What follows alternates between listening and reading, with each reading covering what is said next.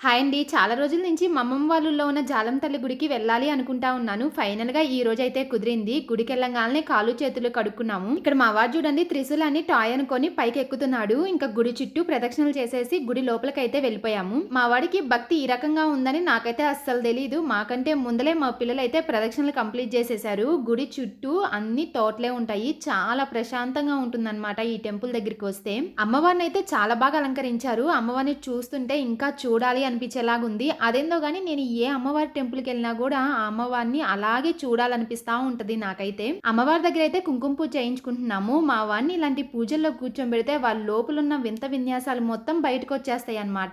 ఊరికొచ్చినప్పుడల్లా అక్కడికెళ్ళాలి, ఇక్కడికెళ్ళాలి అని చాలా ప్లాన్స్ అయితే వేసుకొనుంటాను. కానీ ఒక్కటి గూడా ఎగ్జిక్యూట్ చేయనన్నమాట. రేపు ఊరికెళ్తాననంగా ముందు రోజైతే అన్నీ ఎగ్జిక్యూట్ చేస్తాను. ఆ రోజైతే ఫుల్ బిజీగా ఉంటాను. కుంకుమ పూజ అయితే అయిపోయిన తర్వాత పంతులు అమ్మవారికైతే హారతిచ్చాడు.